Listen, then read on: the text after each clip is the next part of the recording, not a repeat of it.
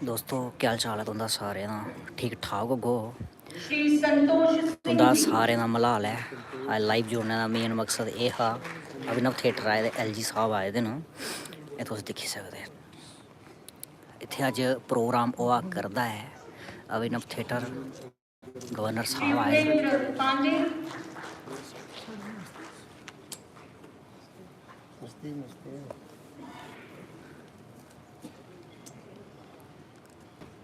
ये तुस दिक्खी सकदे। अभिनव थिएटर थमां लाइव अखिल भारतीय हिंदी कवि सम्मेलन अज जित्थै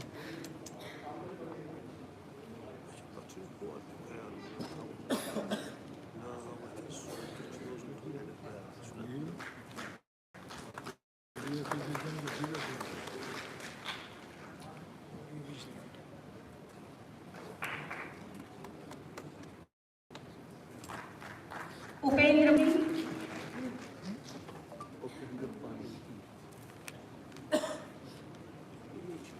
शैलेंद्र मधु जी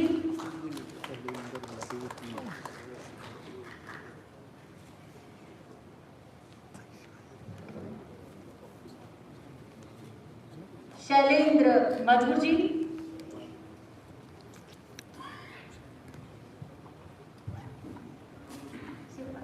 ये तुस दिक्खी सकदे लाइव। श्री राज कौशिक जी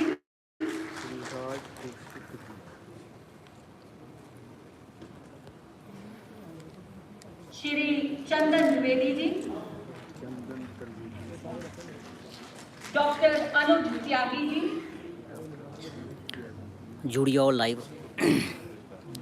डॉक्टर आभा श्रीवास्तव जी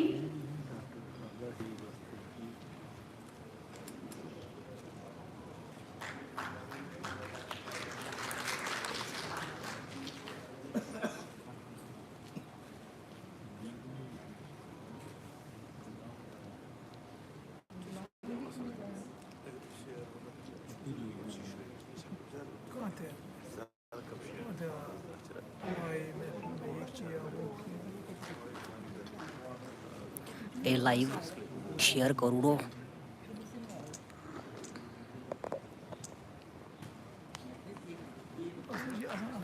लाइव जुड़ियो साढ़े YouTube चैनल पास है।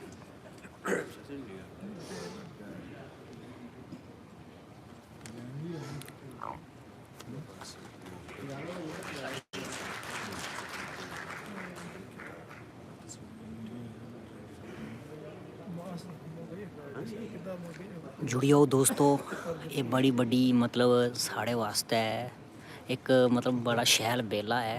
मतलब अज इत्थे जेह्ड़ा प्रोग्राम होआ करदा है जम्मू अभिनव थिएटर जम्मू विच जम्मू कश्मीर दे गवर्नर डॉक्टर सर आभा अज इत्थे त्यागी जी मंच पर हैं, प्रोग्राम आभा श्रीवास्तव करा जी मंच करदे पर न। हैं और अब आवाज देना चाहूंगी मिस श्वेता सिंह को। वो शेयर करूड़ो। श्वेता सिंह जी के बाद श्री अफजल खान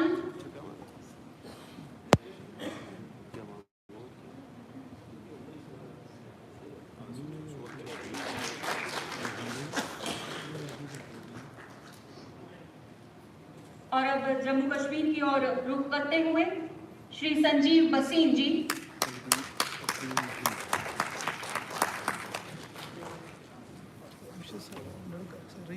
डॉक्टर चंचल डोगरा जी चंचल मैम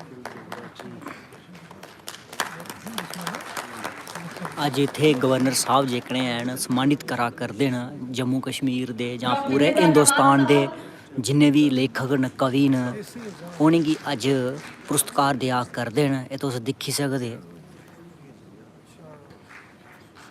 शेख मोहम्मद कल्याण यशपाल यश जी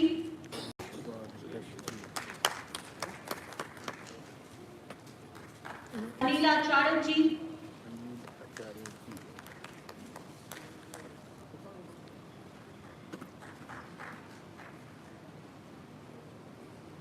डॉक्टर चंचल शर्मा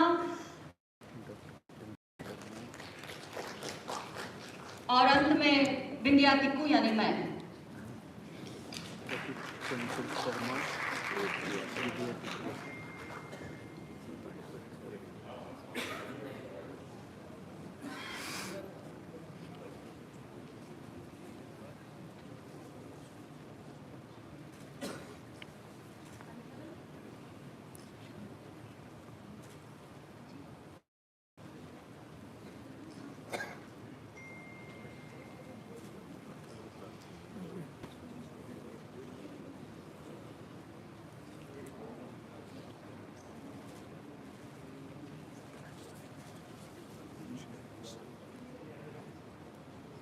present.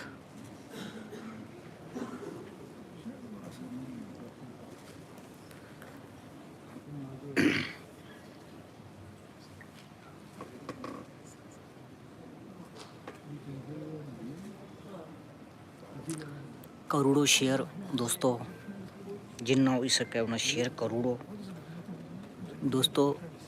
तुस दिक्खी सकदे सामने जेड़ा है प्रोग्राम होआ करदा है, शेयर करोड़ों, शेयर करना नहीं भुल्लियो।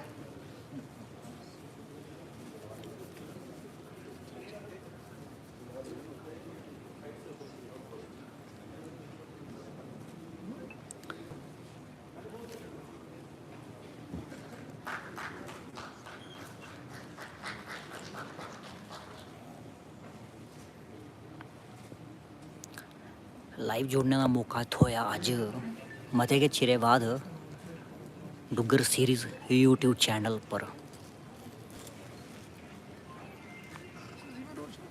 और मते कोला मती शेयर करी ओड़ो।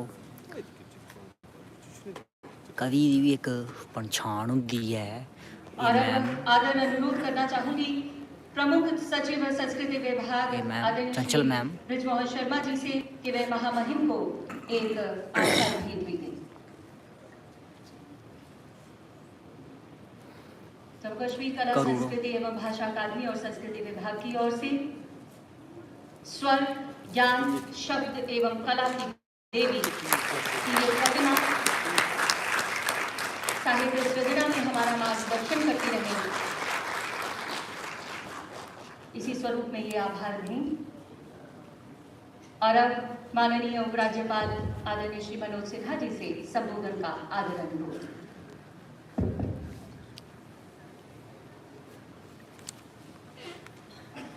आज के इस कवि सम्मेलन में सभागार में उपस्थित Shri Mandeep Bhandari, Shri Brijmohan Sharma, Shri Ramesh Kumar, Shri Shakti Pathak, Shri Shiv Kumar Sharma, Padmashri doctor S P Verma, lieutenant Rakesh Sharma,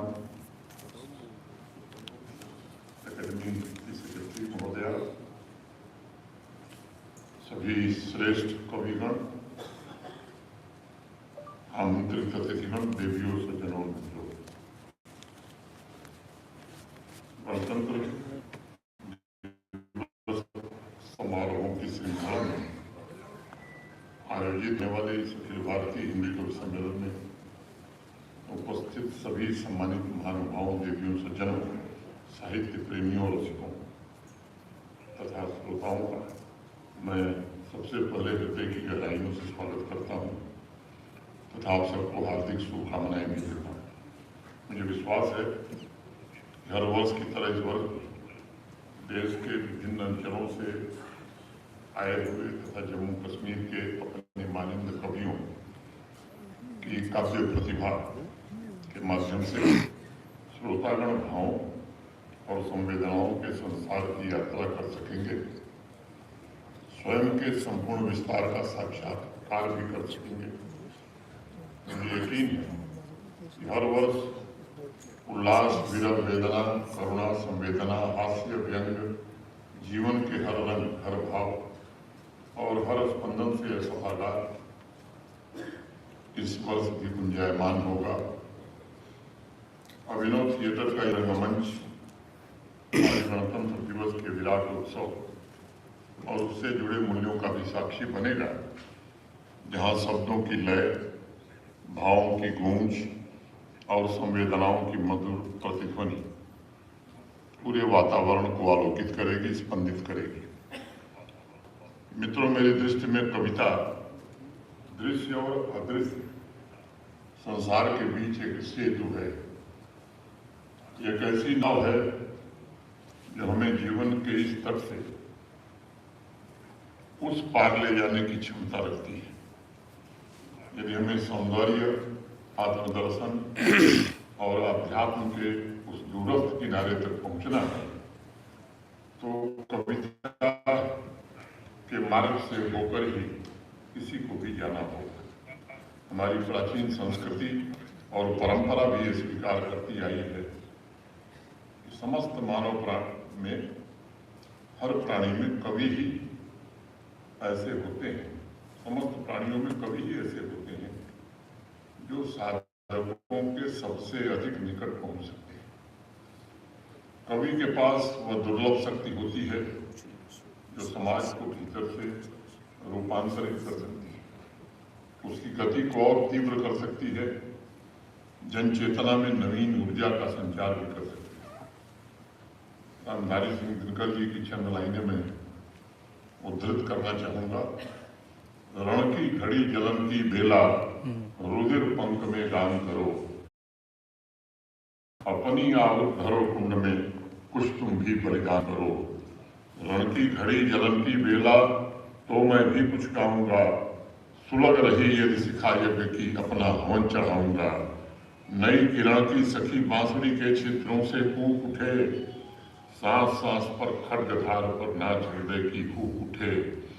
नए प्रात के अणु तिमिर संधान करो, युग के मूक सैल उठ जागो, हूंकारो कुछ गान करो। युग के मूक सैल उठ जागो, हूंकारो कुछ गान करो। अक्सर कहा जाता है कि वैज्ञानिक और कवि ये दोनों ही समाज को गहराई से देखने की क्षमता रखते हैं। किसी भी भौतिक रूप से समृद्ध और सांस्कृतिक तथा आध्यात्मिक रूप से संतुलित समाज के लिए वैज्ञानिक और कवि दोनों का योगदान बड़ा अनिवार्य है। वैज्ञानिक तर्क और प्रयोग के माध्यम से जीवन को सुगम बनाता है, वहीं कवि संवेदना और कल्पना के सहारे जीवन को एक नया अर्थ प्रदान करता है।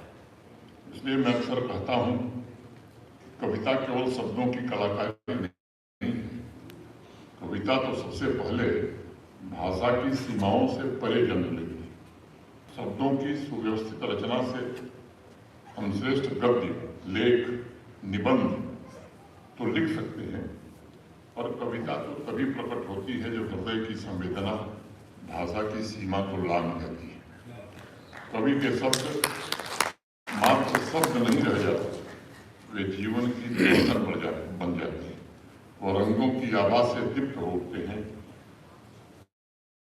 और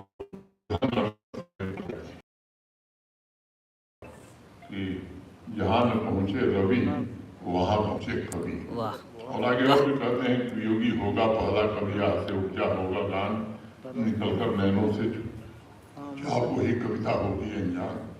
मैं मानता हूं कि कविता का जन्म वह क्षण है जब भाव स्वयं भाषा का रूप धारण कर लेता है। सुमित्रानंदन पंत जी छायावाद के एक बड़े ही, सुमित्रानंदन जी प्रसिद्ध कवि हुए, उनकी चंद लाइनें हैं। जगती के जनपथ का आनंद में तुम गाओ विहग अनादि गान, चिरशून्य शिशिर पीड़ित जग में निज अमर स्वरों से भरो प्राण। तुम कहो गीत खगडालों में जो जाग पड़ी कलियां अजान, वह बिटकों का श्रम पुण्य नहीं, वह मधुका मुक्त अनंत दान, वह मधुका मुक्त अनंत दान। साथियों, 26 जनवरी 1950 को जब हमने अपने संविधान को अंगीकार किया और एक गणराज्य के रूप में अपनी यात्रा आरंभ की, तब हमारे नीति निर्माताओं ने के मन में अनेक स्वप्न और आकांक्षाएं थी। उनमें से एक प्रमुख लक्ष्य था राष्ट्रीय एकता की शक्ति से भारत की विविधता को सुदृढ़ करना और स्थानीय संस्कृतियों को सशक्त बनाना। इसी विजन को आगे बढ़ाते हुए जम्मू कश्मीर की सांस्कृतिक विरासत को पुनर्जीवित करने के उद्देश्य से पिछले कुछ वर्षों में भारत के माननीय प्रधानमंत्री आदरणीय श्री नरेंद्र मोदी जी के द्वारा डोगरी, कश्मीरी, हिंदी, बाकी अनेक भाषाओं को विकसित करने की कोशिश हो रही है। इसमें हमारे प्रमुख सचिव कल्चर अकेडमी का बड़ा भारी योगदान है। यह निर्णय केवल भाषाई मान्यता पर नहीं थी, बल्कि सांस्कृतिक, साहित्यिक और कलात्मक पुनर्जागरण की दिशा में एक ऐतिहासिक कदम भी था, जिसने संस्थागत मजबूती को भी नया आधार प्रदान किया।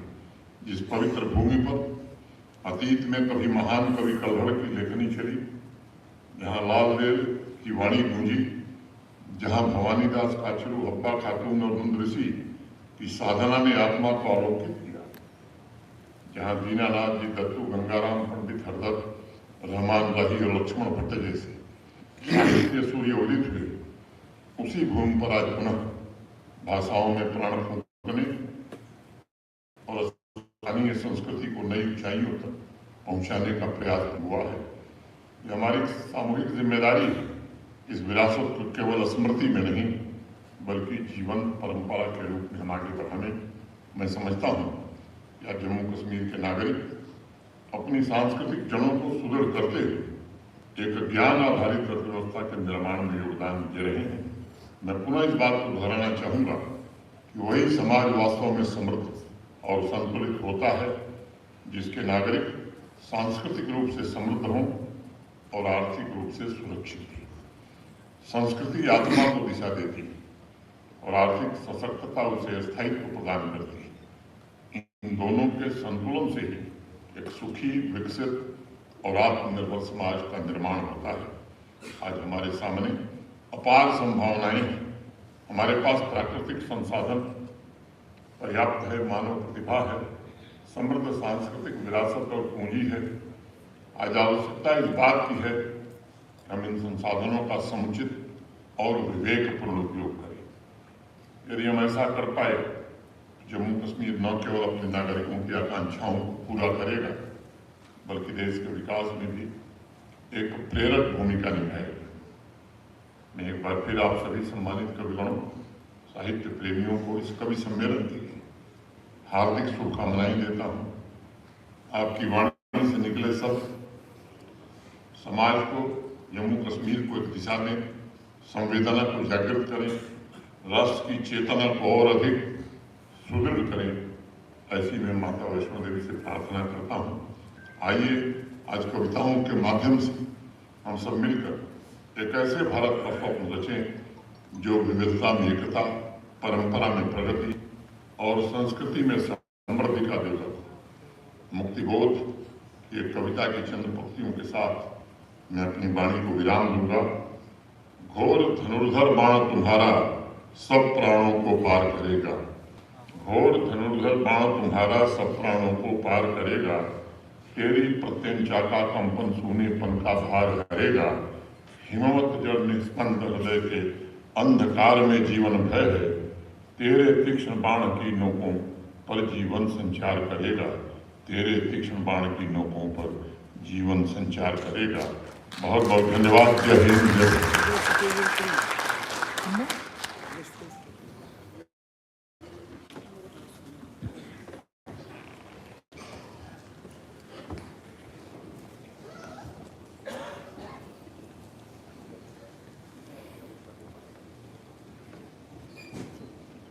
और महामहिम की उपस्थिति में हिंदी भाषा के कवि जन जो यहाँ मंच पर उपस्थित हैं